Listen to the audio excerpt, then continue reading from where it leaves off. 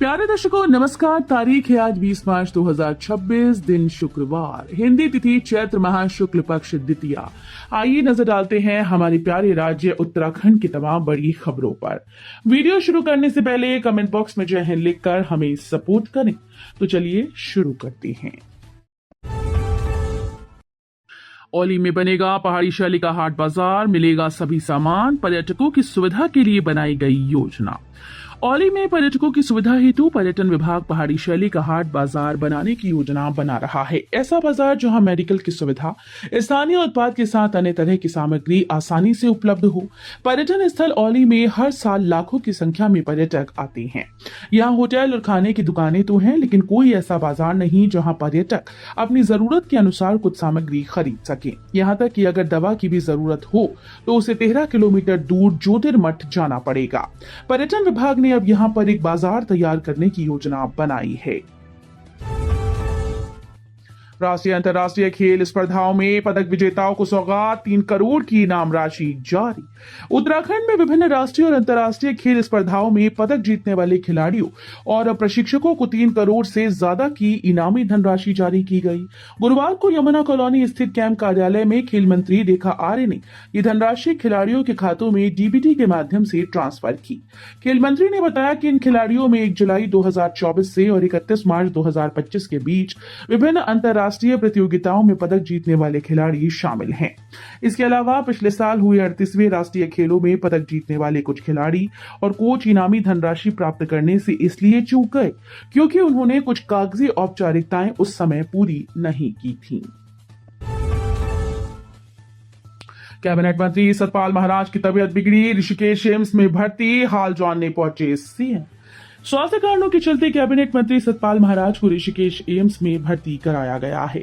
जानकारी के अनुसार उन्हें अचानक से सांस लेने में दिक्कत महसूस हुई, जिसके बाद उन्हें तुरंत अखिल भारतीय आयुर्विज्ञान संस्थान ऋषिकेश में भर्ती कराया गया।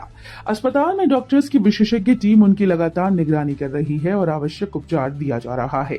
फिलहाल उनकी स्थिति पर नजर रखी जा रही है। वहीं मुख्यमंत्री पुष्कर सिंह धामी भी एम्स ऋषिकेश पहुंचे। उन्होंने महाराज का हालचाल जाना और डॉक्टर से उनके स्वास्थ्य को लेकर विस्तृत जानकारी ली।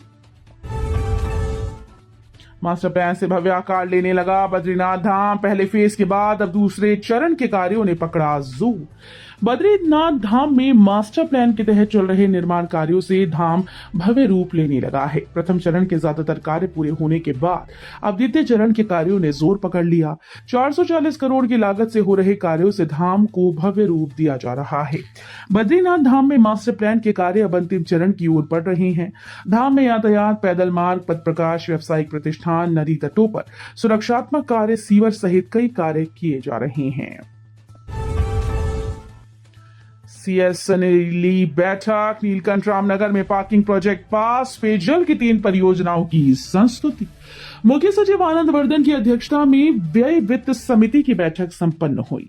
बैठक के दौरान शहरी विकास विभाग, पेयजल विभाग और लोक निर्माण विभाग के विभिन्न प्रस्तावों को संस्तुति प्रदान की गई।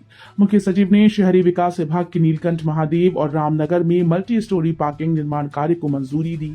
साथ ही पार्किंग निर्माण गाइडलाइंस का अनुपालन अनिवार्य रूप से सुनिश्चित किए जाने के निर्देश दिए। उन्होंने Neelkanth Mahadev multi storey parking व रामनगर नैनीताल में मल्टी स्टोरी पार्किंग में प्रवेश व निकासी के लिए टर्निंग रेडियस सहित अन्य तकनीकी पहलुओं का विशेष ख्याल रखे जाने के निर्देश दिए। तराई के किसानों को बड़ी राहत, अनाधिकृत ग्रीष्मकालीन धान की नर्सरियों को नष्ट करने के आदेश पर हाईकोर्ट की रोक। उधम सिंह नगर जिले में ग्रीष्मकालीन धान की खेती को नष्ट करने के आदेश पर हाईकोर्ट ने रोक लगा दी। इससे किसानों को बड़ी राहत मिली। न्यायमूर्ति पंकज पुरोहित के समक्ष मामले की सुनवाई हुई। किसानों ने जिला प्रशासन के उस आदेश को चुनौती दी जिसमें उन्होंने 4 फरवरी 2026 को अनाधिकृत ग्रीष्मकालीन धान की नर्सरी को नष्ट करने और केवल जलभराव वाले क्षेत्रों में ही धान की खेती करने की अनुमति देने के निर्देश दिए थे। गदरपुर तहसील के किसानों ने कोर्ट को बताया कि उनकी कृषि भूमि विभिन्न स्थानों पर स्थित है, जिनमें से अनेक क्षेत्र जलभराव वाली भूमि की श्रेणी में नहीं आते हैं। कार्बन क्रेडिट में बदली जाएगी 5000 एकड़ भूमि, किसानों को पराली जलाने से रोकने के लिए उठाया जा रहा कदम। काशीपुर में पराली जलाने से होने वाले प्रदूषण से निपटने के लिए कृषि विभाग ने काशीपुर और जसपुर में कार्बन क्रेडिट योजना शुरू की। इसके तहत अब तक 5000 एकड़ भूमि को कार्बन क्रेडिट में बदलने का लक्ष्य रखा गया है, जिसके लिए 1500 किसानों ने आवेदन किया है। किसान खेत में जितनी हरियाली बढ़ाएंगे और मिट्टी को स्वस्थ रखेंगे, उतना ही कार्बन सोखा जाएगा। इस सोखे गए कार्बन को कार्बन क्रेडिट में बदला जाएगा। पनियाली में हर दूसरे दिन दिख रहा बाघ, अंधेरे में घर से बाहर निकलने से घबरा रहे लोग। हल्द्वानी में बाघ ने 12 फरवरी को पीपल पोखरा निवासी गंगा देवी और 25 फरवरी को पनियाली की कमला देवी को मार डाला था। तब से सुबह शाम फतेहपुर के जंगल से सटे पनियाली ग्राम पंचायत में बाघ और तेंदुए की दहशत बरकरार है। आलम यह है कि लोगों की नींद अलार्म या मुर्गे की बांग से नहीं, बल्कि आतिशबाजी से खुलती है। वन विभाग रोज पटाखे छोड़कर बाघ व तेंदुए को आबादी से दूर भगा रहा है। पनियाली गांव में हर दूसरे तीसरे दिन बाघ दिख रहा है। सुबह 4 से 6 बजे का समय सबसे ज्यादा संवेदनशील बताया जा रहा है।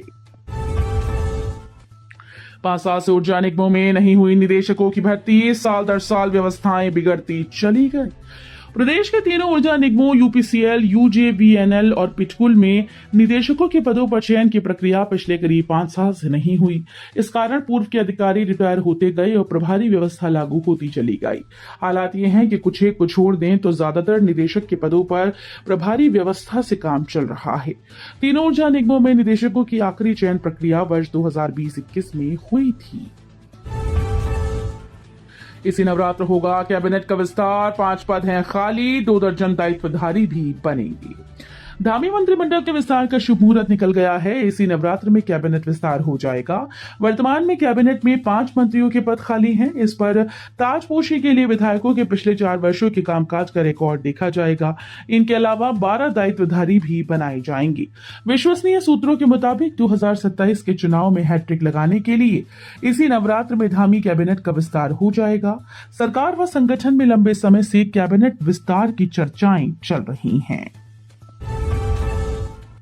उत्तराखंड में तूफान के साथ होगी बारिश, इन 7 जिलों में बारिश और बर्फबारी की आशंका, अलर्ट जारी। उत्तराखंड में 20 मार्च को मौसम की बड़ी चेतावनी जारी की गई। इन 7 जिलों में तूफान के साथ बारिश होगी, जबकि 3300 मीटर या उससे ऊंचाई वाले इलाके में बर्फबारी की आशंका जताई गई। मौसम विभाग ने इसके लिए अलर्ट जारी कर दिया है। शुक्रवार को भी राज्य में मौसम खराब रहेगा। तेज गर्जन, आकाशीय बिजली चमकने और आंधी के साथ बारिश हो सकती है। इस वर्ष भी यात्रा में आएंगी दुश्वारियां, झूलते बोल्डर और मलबा लेंगे यात्रियों की परीक्षा। अगले माह 19 अप्रैल को गंगोत्री और यमुनोत्री धाम के कपाट खुलने के साथ ही 4 धाम यात्रा का आगाज हो जाएगा। शासन प्रशासन सभी तैयारियां होने के दावे कर रहे हैं, लेकिन गंगोत्री हाईवे की वर्तमान स्थिति कुछ और ही कहानी बयां कर रही है।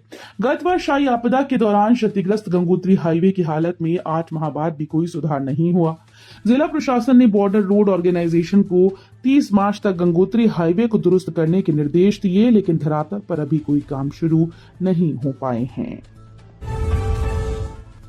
नर्स की संदिग्ध परिस्थितियों में हुई मौत। देहरादून के वसंत विहार थाना क्षेत्र के सीमा द्वार में एक महिला की संदिग्ध परिस्थितियों में मौत हो गई। महिला के परिजनों की शिकायत पर पुलिस ने राजवीर के खिलाफ प्राथमिकी दर्ज कर ली है। पुलिस के अनुसार 112 के माध्यम से मिली सूचना के मुताबिक सीमा द्वार के पास एक महिला फंदे पर लटकी है। थाना वसंत विहार पुलिस मौके पर पहुंची और उसे फंदे से उतारकर 108 एम्बुलेंस के माध्यम से अस्पताल पहुंचाया गया। ब्लाइंड मर्डर केस का खुलासा, पति ने की थी पत्नी की हत्या, शव को कट्टे में डालकर जंगल में फेंका। देहरादून के मांडूवाला में मिली महिला की लाश के मामले का पुलिस ने खुलासा कर दिया। महिला की हत्या उसके अपने पति ने ही की थी और शव को कट्टे में डालकर मांडूवाला के जंगल में फेंक दिया था। एसएसपी प्रमेंद्र डोभाल ने प्रेस वार्ता कर मामले की जानकारी दी। उत्तराखंड में भीषण हादसा, अनियंत्रित होकर गहरी खाई में गिरा वाहन, चालक सहित 2 लोग थे सवार, मची अफरा तफरी। उत्तराखंड में अल्मोड़ा जिले के सल्ट के मरचूला क्षेत्र में गुरुवार सुबह चूने से भरा एक कैंटर वाहन अनियंत्रित होकर गहरी खाई में गिर गया, जिसमें कैंटर चालक सहित 2 लोग गंभीर रूप से घायल हुए। तो ये थी उत्तराखंड की बड़ी खबरें। हम मिलेंगे अगले बुलेटिन में, तब तक के लिए धन्यवाद।